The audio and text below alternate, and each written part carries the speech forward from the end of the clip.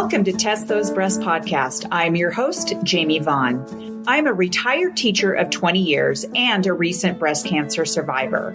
My life has been pretty nutso for over a year, and many of you most likely know just how overwhelming this diagnosis is, and the more I can help empower women, the better.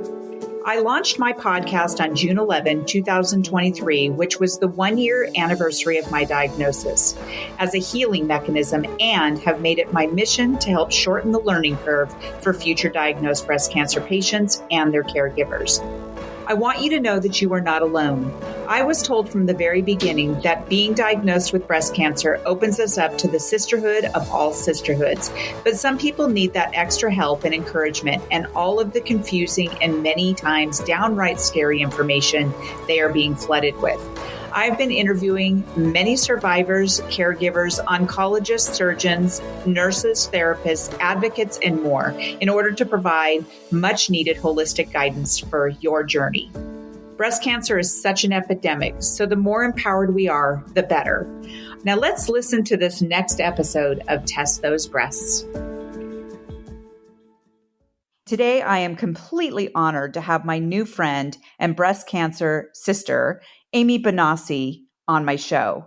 Amy is a best-selling author with The Success Formula and her memoir, Bearing It All. She is also an entrepreneur, dynamic speaker, and facilitator who brings her authenticity and no BS attitude to all she creates. In 2020, when Amy was diagnosed with breast cancer, she vowed not to let it define or slow her down. She quickly learned this would not be the case and her life needed to change. She began focusing more on her quality of life and emotional well-being and soon kicked hustle culture and toxic positivity to the curb.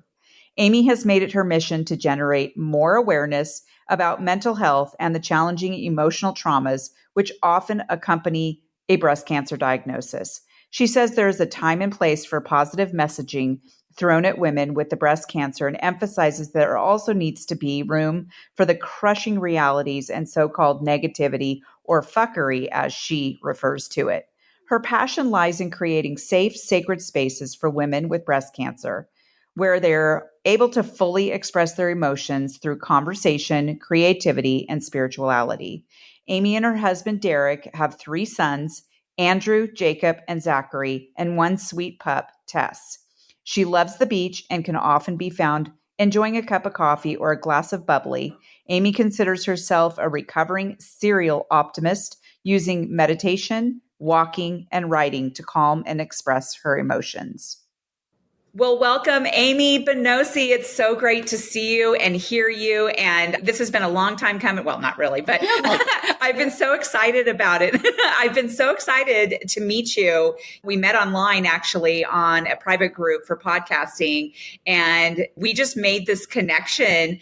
You are the author of one of Amazon's #1 bestseller called Bearing It All, Reflections of My Breast Cancer Fuckery. And we're going to talk about your book today. And I'm so excited. You sent me a book. You sent me your book.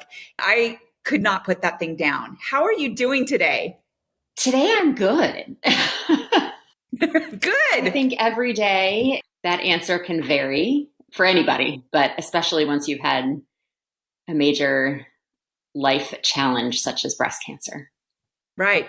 I get that 100%. And so hopefully my audience is sitting back having either a cup of coffee or maybe they're driving to work or whatever. I just want everybody to sit back and listen to this conversation with me and you, because we have so much in common. And by the way, I have my mug today. It says live, laugh, love, and fuck cancer. And so I'd like to have a little coffee with my conversations in that mug, because I'm out on this other side of breast cancer as well.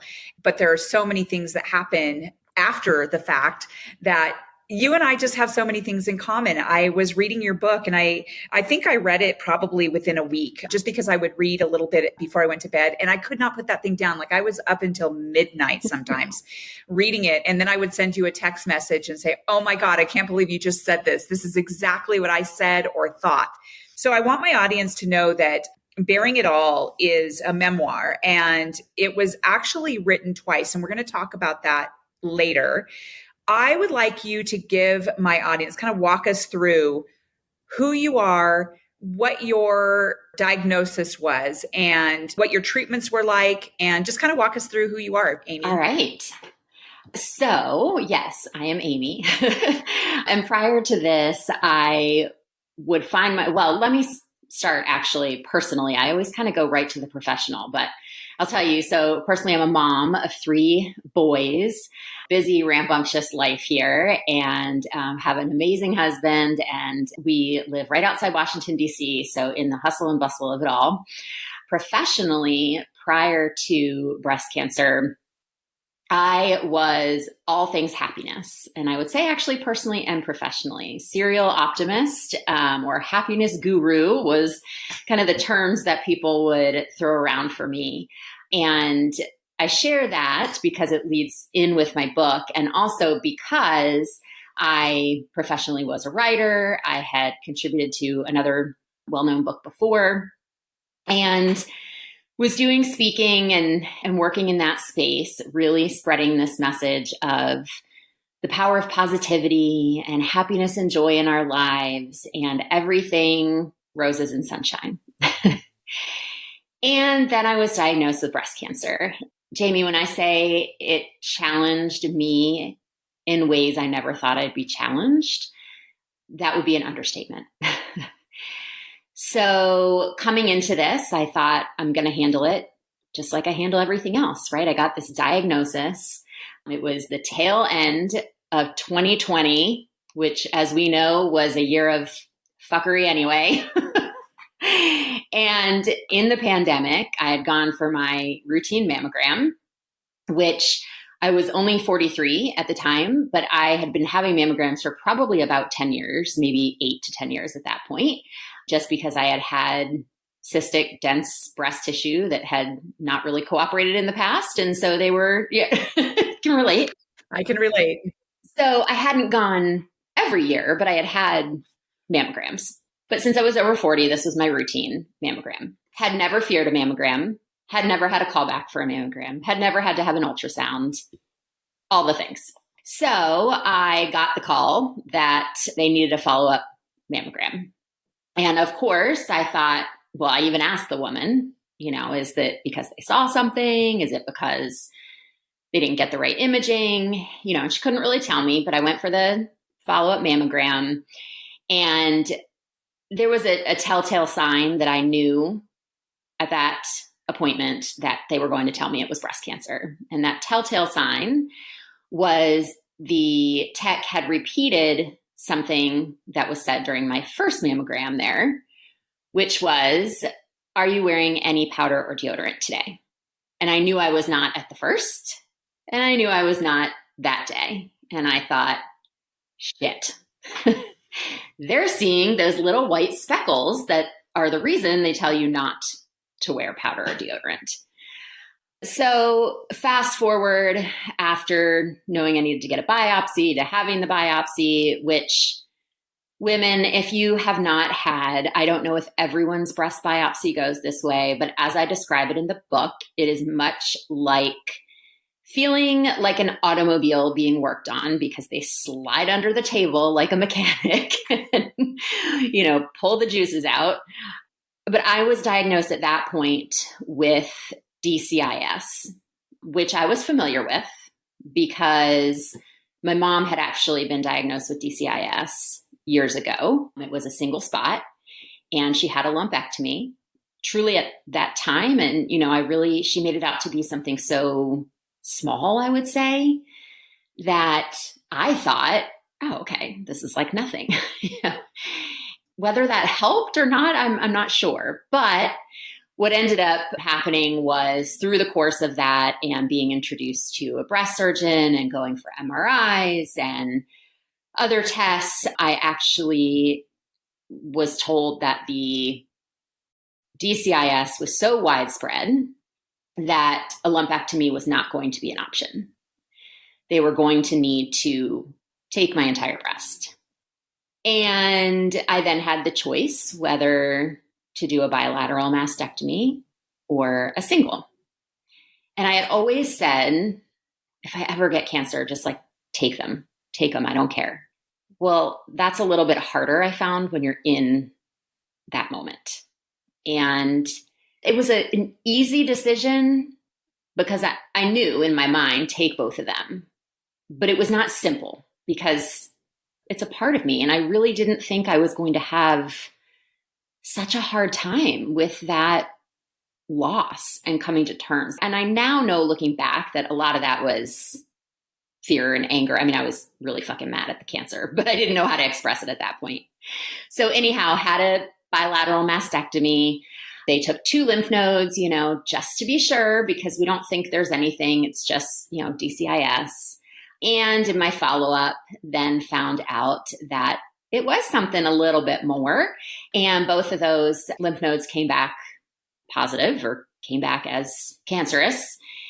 So that changed now from not just a mastectomy to chemotherapy, immunotherapy, and radiation. Along the way, had some changes to that plan as well. Yeah, I got to, as I say, I got to check all the boxes.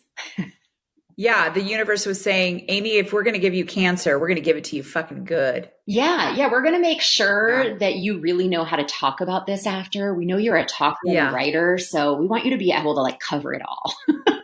There's your silver lining, Amy. Right. And we're going to talk about silver linings.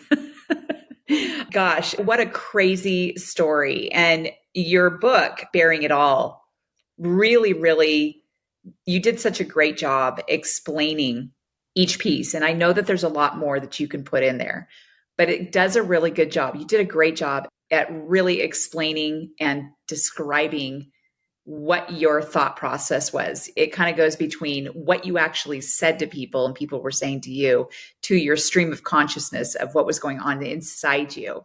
And I want to say that I remember that anger. I was so angry at cancer. I was angry at what my life had become.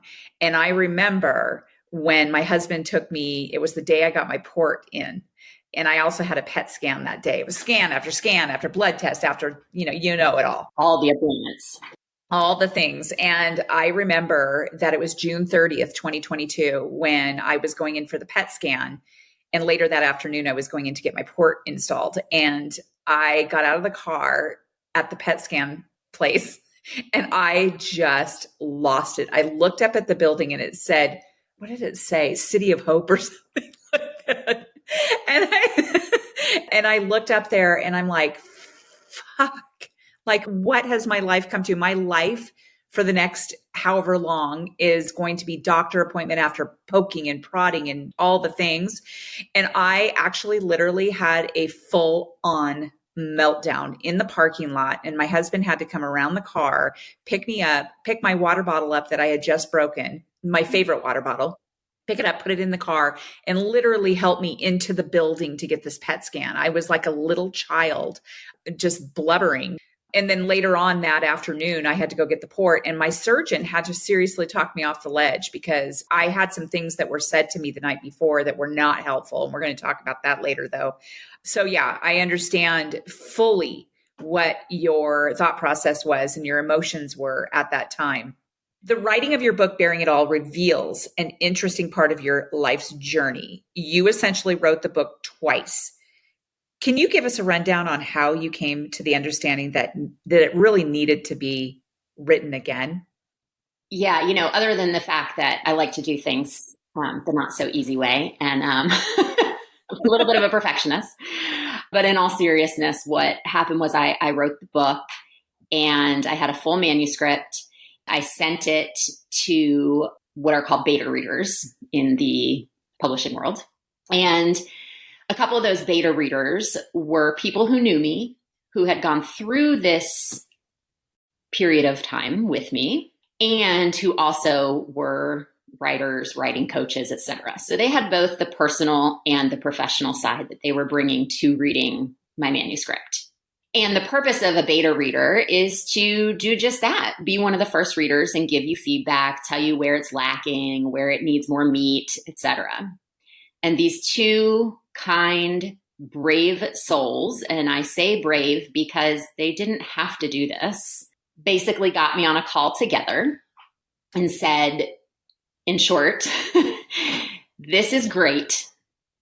It's phenomenal, but this isn't what you said you wanted to write.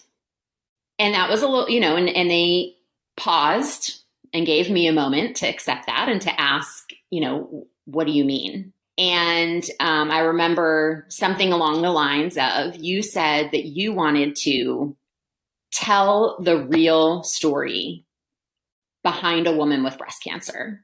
And what I had actually written at that point was kind of like a pep talk for women with breast cancer, like you got it, girl, just go meditate and do some yoga. It's going to be fucking awesome.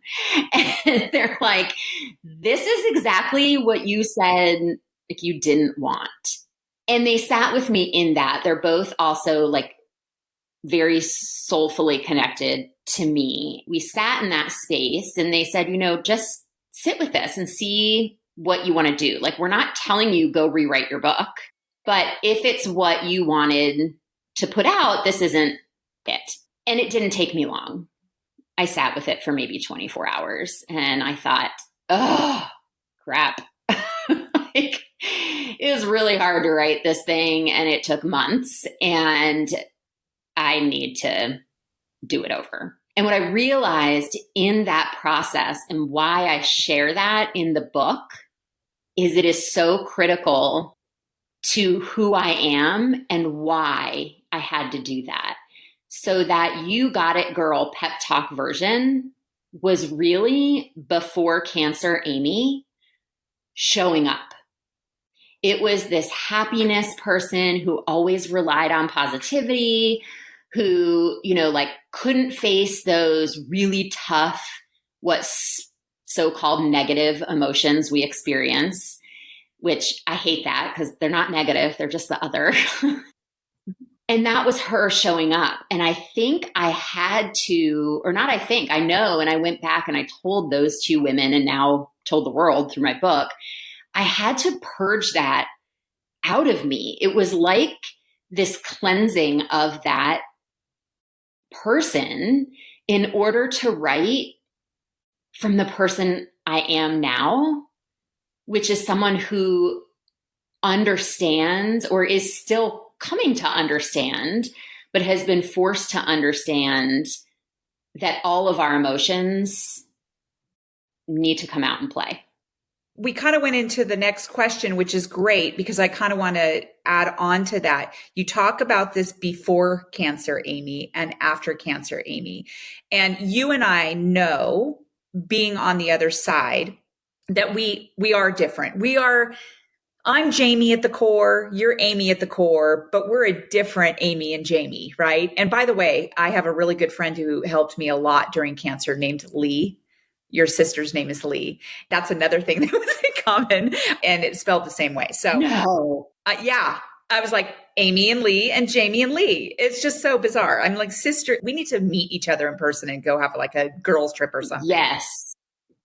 So, given that before cancer Amy and after cancer Amy, and I want to preface this to my audience by saying, if you are a person listening to this that was just diagnosed with breast cancer, you don't really know who you're going to be on the other side. We didn't know. We didn't have any idea what this journey, this fuckery was going to do to us. That being said, in the interest of inspiration, Amy, what would after cancer Amy, you now, say to before cancer Amy to help her as much as you can? Yeah. Let's say this. What Amy now would tell Amy then is it's okay to feel all of the emotions. It's okay. You don't have to protect other people. Your feelings are welcome. You can be mad, you can be sad, you can be angry, all of these things that people categorize as like negative emotions. And it does not make you a bad person. It does not make you a pessimist. It doesn't make you negative Nelly. You can have all of it and still be optimistic. And speaking to what you just said about, not truly getting it until you're there. I remember when I was first diagnosed, I was connected with someone else who I knew through a mutual friend. And she said to me something like, I know you can't, this doesn't make sense right now, but I promise you something good is going to come out of this. She's like, I'm not telling you that you're going to be happy you had cancer, but something amazing is going to happen. And I remember thinking kind of like you before when you rolled up to City of Hope, right? I was like, what? Are you kidding me? I'm going for surgery or whatever it was, right? The next day. But it's true. I liken it to, a totally different part of my life, but there's so many similarities that I can make between parenting and motherhood and having a baby that I make to this cancer fuckery. Not that that was a fuckery, but that the things you don't know until you experience and can actually know them. Right. And you have come out on the other end, on the other side, should I say, with this really great story to tell. And there are some people who might not think that hearing someone's story at the beginning of their diagnosis would really benefit them. I have to say, I'm here today to tell you, and I don't really know for sure, but I do think that if I had read this book when I was first diagnosed, I would at least have an understanding of where you were before and where you were after. So I would have a little more optimism. I would know that it was okay for me to feel all the feels. And I would understand that I didn't have to protect other people's feelings. I would understand my marriage better because with your marriage to Derek, you guys were on the verge of divorce essentially at the beginning. And then you got your diagnosis and you now clearly have an amazing marriage on the other side. Yeah. Am I right on that? Yeah. I wouldn't say that we were necessarily on the verge of divorce, but life was very complicated for us and it was not in a great space. We were on the way to making some headway, but yeah, it's so much better now. He clearly stepped up and that really created that bond. And that does not happen to everyone. And as we know, the statistics of divorces during a breast cancer diagnosis or any real cancer diagnosis.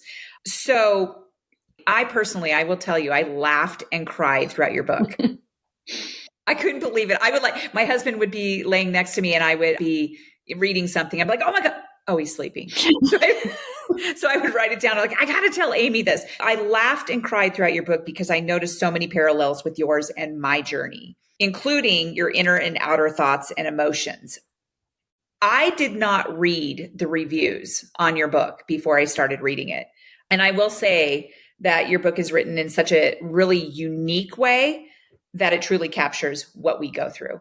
And I want to thank you personally for doing that. And given the fact that I did read the reviews afterwards, clearly people love it because it's so real, the good, the bad, the ugly, what we need to know. And I want to actually, because you just talked about before Amy and after Amy, I want to read a little excerpt from your book, if that's okay with you.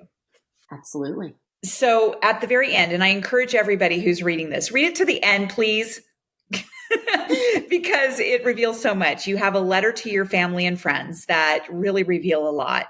And then you also have a lot of acknowledgments. And I love that. Towards the end, I think it might be your very last chapter. I'm pretty sure. Next to last. So it's called Forged by Fire. And it was on December 12th, 2021. And you met with your friend Leighton. Leighton, is that how you pronounce her name? Yeah. So it says, meals have been ordered and mimosas delivered to the table. It's been a couple of weeks since I've seen Leighton, and we have a lot to catch up on, as we typically don't go this long without seeing each other. My emotions have been on fire, and I need the support of my bestie. I am so grateful to have this time with her. Sorry, I'm going to cry because this was... I am as well. So she says, how are you? That's what Leighton asks. Some people just want to hear, I'm fine, when they ask the question, but I know she wants the real answer. And I know I want and need to give it to her. I'm a mess. As she always does, she invites me to say more. It's one of the ways I know she's my best friend because she truly wants to know what has me feeling this way. I share how it seems like I'm experiencing this crazy wave of emotions now that chemo and radiation are over. I finally have a chance to come up for air, a moment to breathe, and now I'm facing a trauma of my body and mind and have endured over the past 11 months. Both my oncologist and therapist had told me PTSD in breast cancer patients has been proven in studies, so I haven't been completely surprised by these feelings of anxiety and depression. With tears welling up, I lean in and tell her, I feel totally broken. I don't know if I'll ever be the same optimistic person I've always been, and that makes me really sad. This entire experience has rocked me. I'm reminded of a gift my sister gave me shortly after I was diagnosed, a beautiful pewter heart charm with a crack in it and has been sealed by embossment. The charm is called Perfectly Imperfect, and the accompanying card shares about the Japanese art form. Is it kintsugi? Kintsugi. Kintsugi, thank you. Kintsugi is the art of treating breakage and repair as part of the history of an object, rather than something to disguise by mending the broken area of pottery and ceramics. In this philosophy, the Japanese are able to find beauty and value in the brokenness. And then you have a citation there, Kelly Richmond, Abdu of 2022. I have dealt with anxiety and depression since I was a teenager, and I have certainly felt broken before. This time feels different. In past incidences, I had some control over what was causing the feelings. With cancer, I haven't had that control. I see my scars in the mirror and feel ugly and tarnished. I've lost my sense of self and my way in the world, causing deep shame. I question who I am, what I'm worth, and how this cancer fuckery will impact the rest of my life. None of this has been up to me, and I am furious. Leighton knows all this, and she isn't here to fix the situation at hand. She is here to bear witness to my pain, to sit in it with me, and be a mirror for me. With a smile, she boldly says, "You're not going to be the same person, Amy. This is going to change you forever. But I believe it's made you into an even better version of yourself. Anyone can see that they are a glass half full person and then lose that view through a traumatic event. You didn't lose it. You moved through it with strength and grace, showing people that all this can't stop you." So I didn't lose my spark, I ask. And then I share the earlier conversation I had with Jen about how her biggest fear was I'd lose my spark. I've been thinking so much about this and really feeling ashamed. Have I lost my spirit? Have I lost what people love about me? What I love about myself? What makes me me? No, you didn't lose it. You basically threw gasoline all over that shit. You are more on fire now than ever before. You were always going to make an impact and talk to people about the power of optimism. Now you have this story to make it all even more impactful. You've been forged by fire, Amy. That's me, too. That really got to me. And so it's funny because when I first got diagnosed, my husband and I were at this chalk art thing, and I ran across this really freaking killer chalk art. It was this huge phoenix, and the artwork was called Phoenix Catching Fire. It had this big, huge claw, and it spoke to me so much that I started a Facebook group, a private one called Phoenix Catching Fire, Jamie's Cancer Story. And I should have said fuckery, but I told the good, the bad, the ugly. I still have people on that group. I haven't been real active on it lately, but that's what I called it. And so when I read that, I was like, holy cow, I've been forged by fire. You've been forged by fire. So I went in and read some reviews, and I was really, really astounded and happy of all the reviews that I read. And I would like to read you mine, if you wouldn't mind. I need to get some more tissues. I know. This is very heartfelt. I put this on Amazon and Goodreads. Now, Amazon wouldn't let me cuss, so I had to So what I said was where to begin with my experience with this book by breast cancer survivor Amy Banocy. First, I am blown away at Amy's ability to capture so many pieces of her cancer fuckery in one book.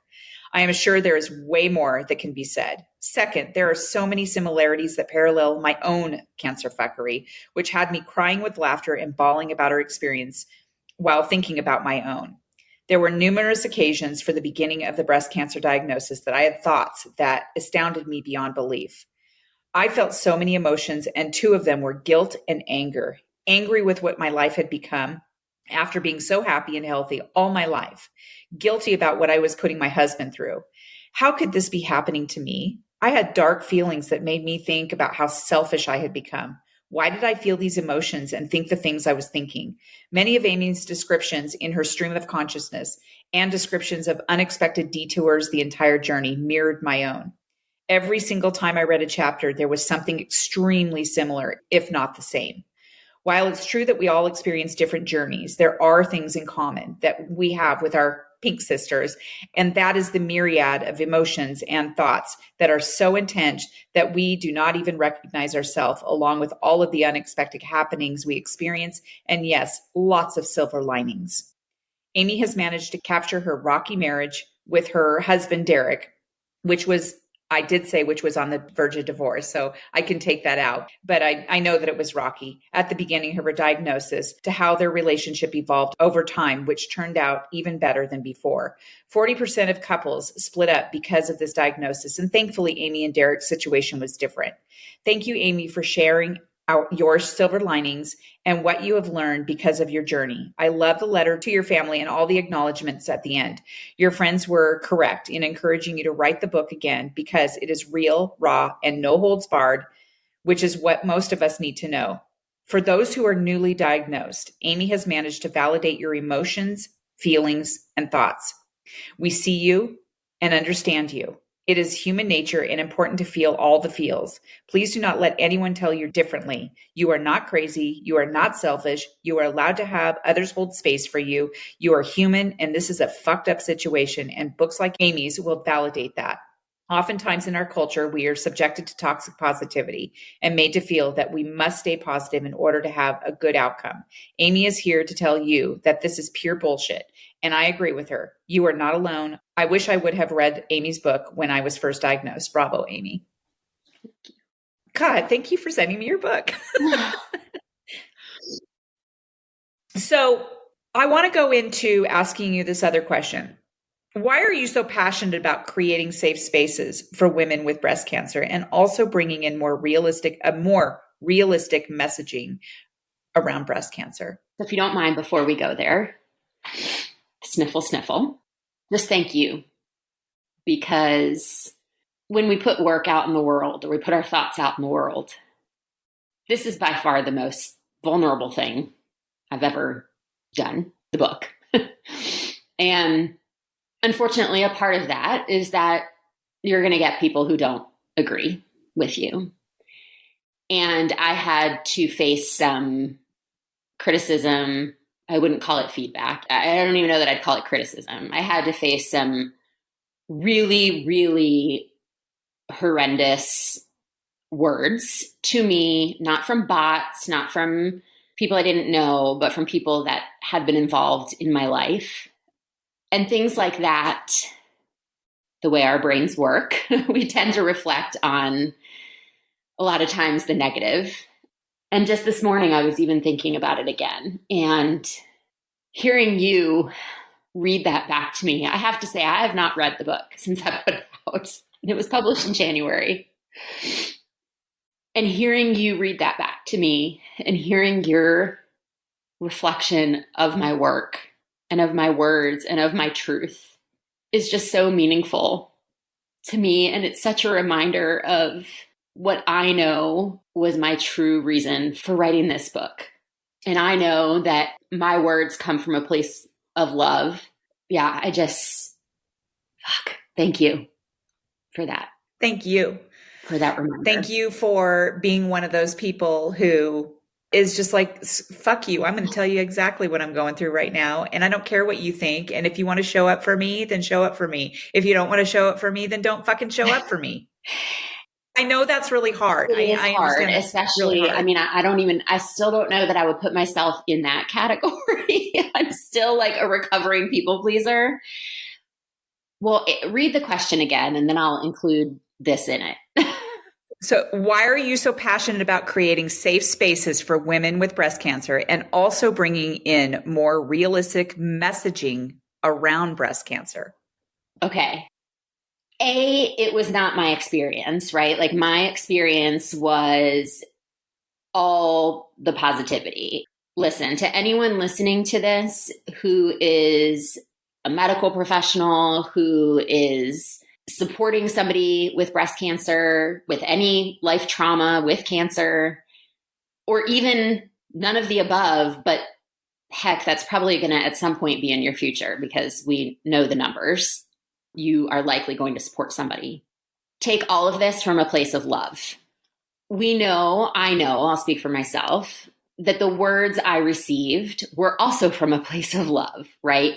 Telling me constantly, stay strong, stay positive. You've got this. You're the strongest woman I know. I don't know how you're doing this. I know that all of those words came from a good place.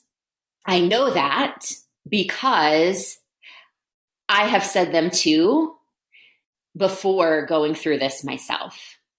What I can tell you now, being on the other side of this, is that when I was going through this, I'm going to not speak for everybody. When I was going through the fuckery, I wanted somebody to just be real with me. I wanted somebody to just even say, fuck, that sounds really hard. Or just sitting in it with me, maybe not even necessarily saying anything. I had incredible support through all of this, let me say. That's why there's like pages of acknowledgments in this book. Yet at times I felt so alone because I was truly the only one going through what I was going through, right? Which is, okay, the human experience. Like we all only have our own human existence, but I wanted to find people who were also going through this. And so I sought out support groups. And unfortunately, back up to remind you, this was during the pandemic. So most of what I was going to find was virtual, which was the space we were living in. And also because we were so immune compromised, like there was no going out during a pandemic. But anyhow, I didn't find what I was looking for. I found in these groups a few things. I found they were either super downtrodden and not just because of cancer. I could just tell it wasn't the space that I needed to be in. Or they were just very roses and sunshine, which I was like, okay, there's got to be a space for this positivity in this not roses and sunshine because it's not, but there's got to be a space for all the positivity, but I need somewhere that I can show up as me. Like I almost felt like I had to put on a mask to get on a support group cancer Zoom, which looking back at it now, I'm like, well, how fucked up is that? Like I should be able to, at my worst of my worst, I should be able to show up completely as myself and be accepted and not be judged and be able to say what I want to say and not feel like somebody's going to tell me like, come on, you need to be more positive. We know how it's going to affect your health. Like, I know that. I've studied that. That was my spiel before cancer.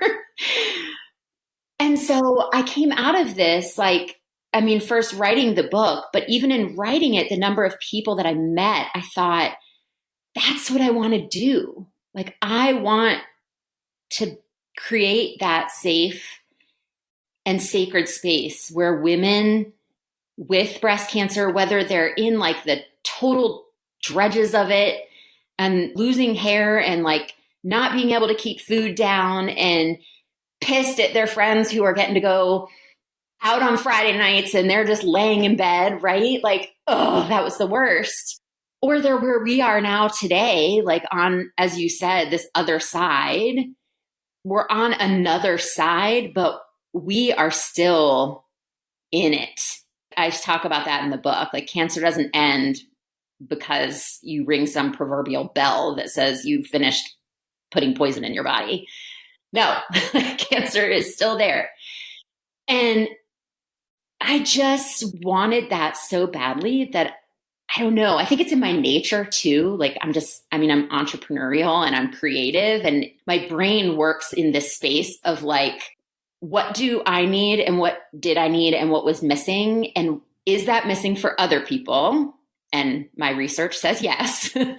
Okay, I'm going to go create that space. And then also, just like you said, making it not just about all the positivity. There's time and space for that. Please, I'm not saying that we're going to just like sit around and talk about all the bad stuff. It's not just bad. It's real. I want women to know when they show up in community with me, they are welcome and accepted 100% themselves. And there's no judgment. And there's no right or wrong, bad or good. It's just what it is in that moment. And that is okay. I think it's so important. Somebody asked me, this was going back to when we were chatting a minute ago. Somebody asked me a while back when I was talking about this message and how important it is to me. She said, I don't know, this is really what you ask somebody who's like right out of the throes of cancer. But she said, if you were to die tomorrow and this message that you have hadn't gotten out there, how would you feel? And I was like, ugh. It literally took my breath away and gave me this feeling of like, that's how, and she asked me because she wanted me to get that feeling of knowing like, this is my purpose. This is my message and mission. And it did. I said, oh my God, I'd be devastated. Like, I would be devastated to know that another woman went through breast cancer and felt the shame around her emotions that I felt. We face enough with a diagnosis like breast cancer, any cancer, right? We're facing enough. We don't need to add a layer of shame onto that. It has to shift. The conversation has got to broaden to include our full span of emotions. Yeah, thank you for bringing all that in, because I think you're absolutely right. And I want to go back to what you said about the things that people said to you that we perceive or others might perceive as unhelpful. I like that you feel that that was from a space of love as well. And I have learned that that is absolutely true. And I used to say those things as well before cancer. So I don't diss anybody for saying those kinds of things. And one of the reasons I started this podcast, Test Those Breasts, is because I wanted to be able to support and really shorten the learning curve for all people affected by this breast cancer, fuckery, caregivers, friends, family, and newly diagnosed and people who are still surviving. And yes, we are always surviving. We are always in that space of, oh my God, is it going to come back? We always have that experience with us. So thank you for really clarifying that in how you feel and what you feel about what people say to you and what they don't say to you. I feel like you're a very, very empathetic human being, and even more so now, which is great. I've always been a pretty empathetic person and very optimistic as well. But I'm glad that you also found the support that you needed. And I'm glad that you had such a huge support system. I also had a very huge support system. People came out of the woodwork that I didn't even know and really lended some great advice if I asked for it. I had a lot of great girlfriends that were able to sit in that space with me and not tell me everything is going to be okay or look for the silver linings or whatever it is. I actually have very, very good friends. One in particular I'll mention is my friend Paula, who is actually going through cancer right now. And she's a therapist also. And she's very much has the ability to sit with people and just say, wow, that sounds really fucked up, because it's important for us to have that. And so I'm glad that you were able to have sort of both worlds, because it's important for us to experience both of those worlds to be able to have the understanding that we have now. I hope all of that just made sense, because I felt like I was rambling there, but I hope that message came across to you. We need to wrap it up here, but I do have a few other questions for you. Advocacy. This is so important for newly diagnosed women and men and anyone, right? Advocacy is a huge topic with those diagnosed with breast cancer. How have you had to advocate for yourself during your journey? Yeah, I mean, I think we immediately go to advocating, or at least I do, go toward advocating to our, like, medically, right? Which is one area of it. And I had to advocate when I wanted to bring in holistic treatment. I wanted to do acupuncture. I wanted to take certain supplements. Part of my medical team, in addition to a medical oncologist, was a naturopathic oncologist. And so I had to advocate a bit there, as well as when it came time for surgeries, what, I was doing, and advocating for truly what I felt might be best for my body. And thankfully my doctor, my surgeon was able to talk to me about that. But I think there's a space for advocacy that sometimes is left untalked about. And that is how we advocate for ourselves amongst other people. I had to learn, and I talk about this in the book a lot, I had to learn how to advocate for myself by way of setting boundaries, by way of telling people certain things that were off limits, or I'm not going to be doing that anymore, or no, I'm not going to call you after every appointment. And those are hard things for someone who has not traditionally set boundaries. And I now know that I was advocating for myself because I had to take care of me in what I needed in that time. Interesting. I actually learned how to set boundaries a lot better myself, because before cancer, Jamie, I had a really difficult time with that, because like you, I have also been a people pleaser, and I want to make sure that I am taking care of everyone else except for myself. That's the way I was anyway. So I really had to set boundaries with friends and family and just all of that. And so that's really interesting, Amy, that you were able to do that. And I think it's really important to be able to do that, because I think that we feel guilty if we don't, again, call your friends or family after every single appointment, because it's exhausting. It's overwhelming. And the last thing that we need to do is go through a list of things that we need to do after we just found out that we had to have a mastectomy, or we had to, just found out that we in fact do have to have chemo and we're going to lose our hair. And it's exhausting, which is one of the reasons I started the private Facebook group, because I told people, and I had a caring bridge. I said, I don't want to repeat this every single time. So please join and see the updates and all the things so that I don't have to send individual messages to everyone. And I think everybody understood that. And so I think that if you are in my audience, if you are newly diagnosed, understand that you should be able to have some sort of outlet. If I know some people are really private and they don't say anything, they just sort of go underground and deal with what's going on. But if you are someone who has a lot of family members and friends who really want to know what's going on with you, I would highly recommend finding some way to get that message out there, whether it be a caring bridge or whether it be a Facebook group or whatever you want to do, a group text, whatever, so you don't have to say it and send the message 80 million times. That really helped me a lot. And that was advocating for myself, right, Amy? Yeah. This is not a question, and I know we need to wrap up, but I really need to ask you this. Because I have a friend of mine who is actually few friends of mine who are newly diagnosed, and they just found out that they were going to lose their hair. I took my hair loss into my own hands. I was devastated about losing my hair. I mean, I had long blonde hair for a long time. It would go up here and here, but never this short. And I took it upon myself to take control. And I had some girlfriends take me up to a local hair salon, and I cut my hair into this badass haircut. It was all shaved on the side and it was A-line, and I actually really loved it. And it lasted a week because my hair fell out pretty quickly after the first chemo. And then I told my husband, I said, look, once it starts actually coming out, this is when you're going to shave it. So he shaved it off. It was a good experience because we had gone up to a place that we always go up to, and there were two other people there. One person was filming and taking pictures, and his mom was to cut my hair into a pixie cut, and then he shaved it.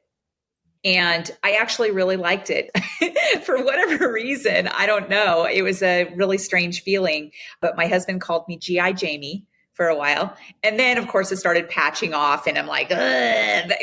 So I'd wear beanies and things like that. And I don't really have to ask a question of you necessarily, but you took it in, your hair loss under your control. You controlled how it was going to happen. You were at your salon, and, your kids and your husband and your mom and dad all cut a piece off of your hair. How did that make you feel? What advice do you have for people who are just about to lose their hair? Interesting. You should ask me that today, because I just today posted a picture of myself with most of my hair. I mean, it's pretty lengthy. It's to my shoulders and put that on there to share with people who I put it on there with another picture from 2 years ago to show that it does come back, because when you're in it, I think with everything I say, do what intuitively feels right for you. For some people, the cutting the hair off is more traumatic than losing it. But for me, so it was actually at the suggestion of my stylist that has been cutting my hair for years and also cuts my kids' hair. So she knows my whole family. She was through all of this with me, and she said, I knew somebody else, a friend of mine who was going through this, and I suggested she had a hair cutting party. And she kind of threw it out there to me, and I thought, maybe I will do that. To me, I mean, if you can't tell already, I'm all about community, bonding, support, all of those kinds of things. And to me, that's what it was.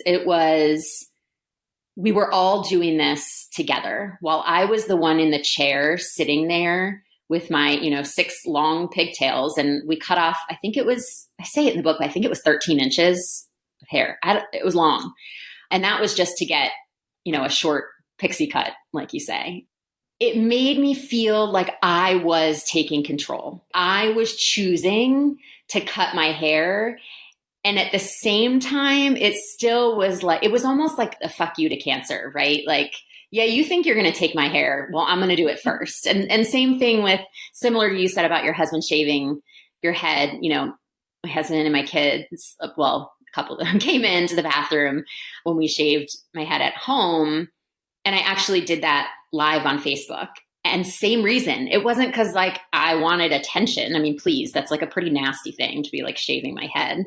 I did it because I had so much support, and they couldn't be there with me physically.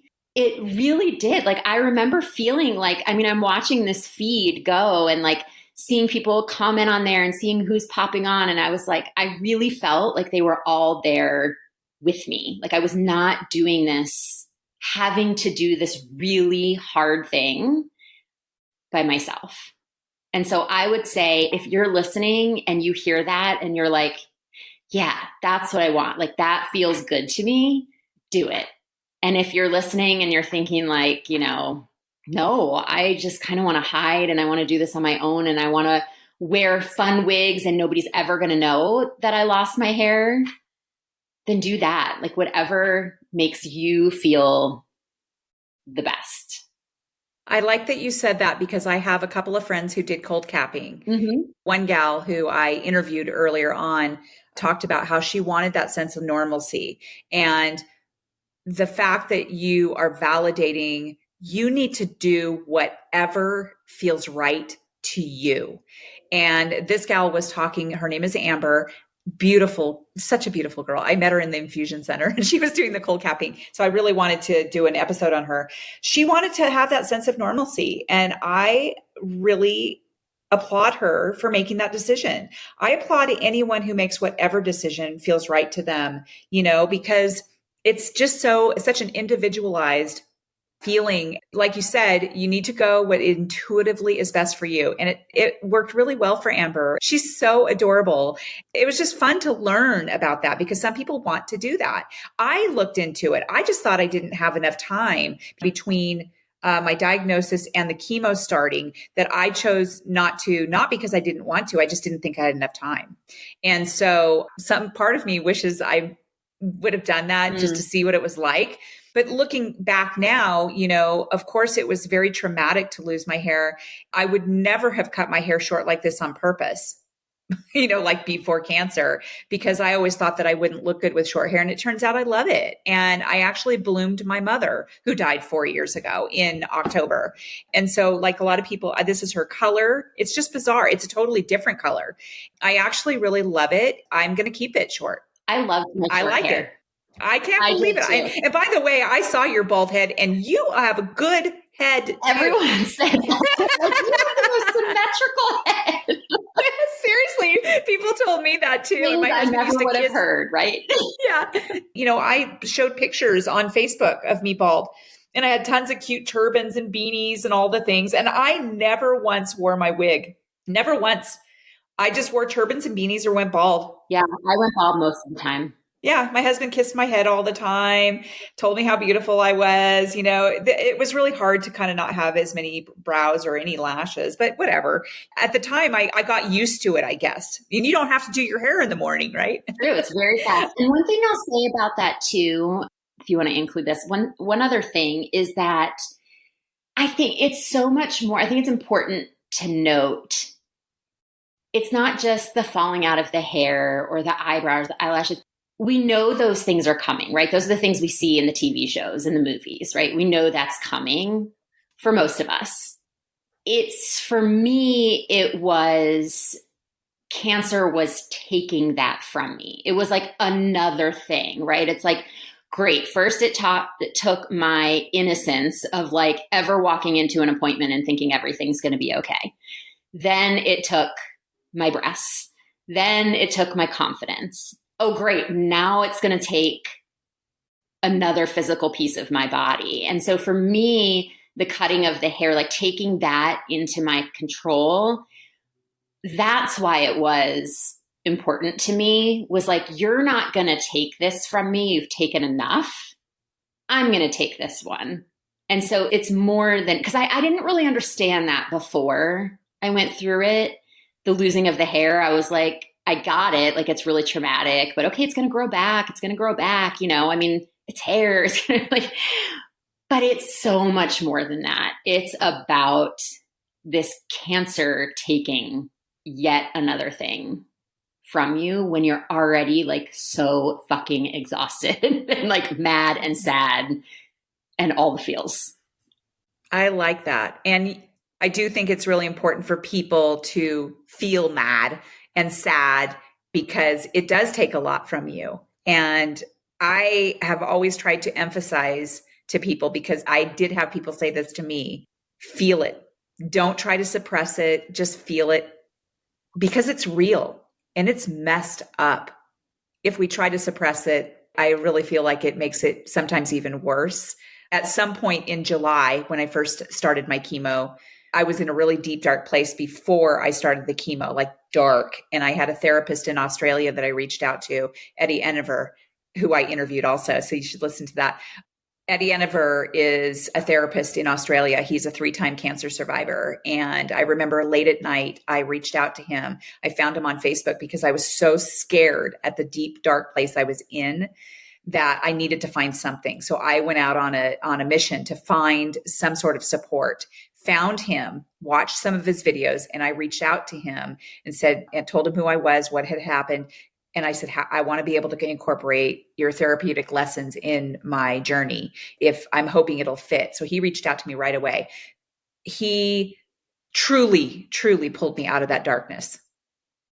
And I was able to move forward and go through all of it and everything. There were all kinds of twists and turns in the journey, but he was able to pull me out of there and give me some things that I could do to get me through certain pieces. And we are still in touch to this day.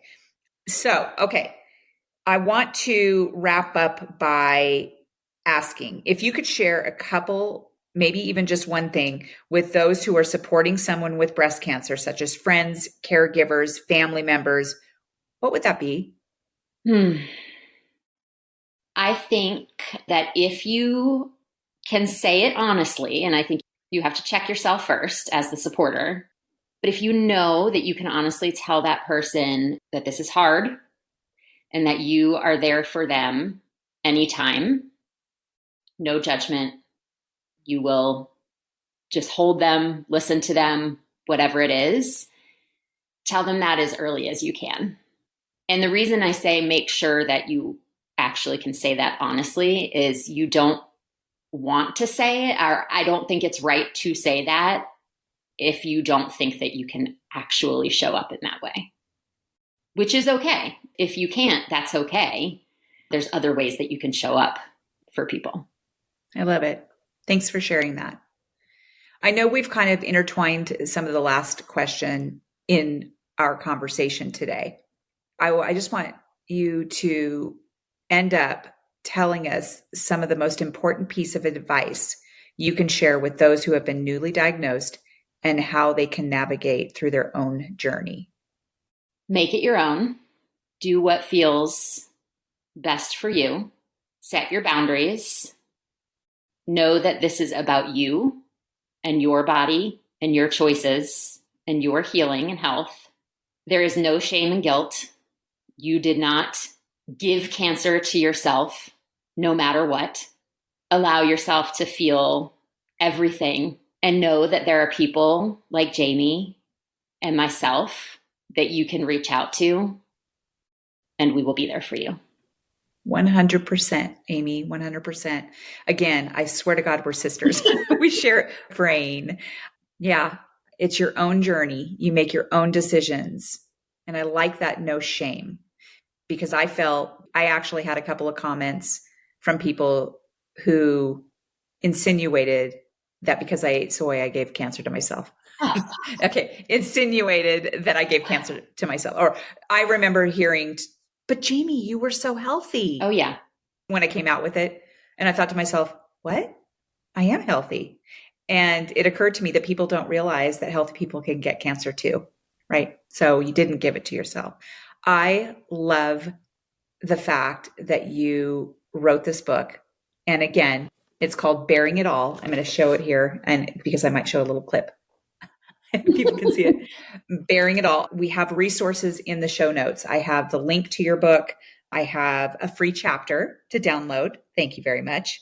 You have a link in there in the media. And also it shows your social media handles, your email, your phone number, and you have a website. You're doing good things, Amy. Oh. You are forged by fire, and you really have come through this journey. And again, like you said before, we are still in this journey. We will be forever. It has changed our lives so dramatically. And I love the fact that you were able to write this book for people, whether it be newly diagnosed, any kind of friends or family, caregivers. Anyone should read this book to understand the real truth behind what breast cancer patients go through. And I just appreciate you, spending your time with me today. And is there anything else you would like to add before we wrap up? I don't think so. I think we've covered it all. I think we have. I mean, we could talk for hours, of course. Well, I just really appreciate your being on my podcast. It has opened my mind. I've learned a lot myself, and I think we're always learning. And I love the fact that you have that bright, shining light going out into the universe and helping other women and caregivers and friends and family and all the things. So thank you very much, Amy. Thank you. To my audience, thank you for joining, and we will see you next time on the next episode of Test Those Breasts. Bye, Amy. Friends, thank you so much for listening to this episode of Test Those Breasts. I hope you got some great, much needed information that will help you with your journey. As always, I am open for guests to add value to my show, and I'm also open to being a guest on other podcasts where I can add value. So please reach out if you'd like to collaborate. My contact information is in the show notes. I rely on people like you to listen, rate, review, and share this podcast with your loved ones. So please enjoy my trailer and any other episodes. I'd love to hear your thoughts. I'm on Apple, Spotify, and other platforms. I look forward to sharing my next episode of Test Those Breasts.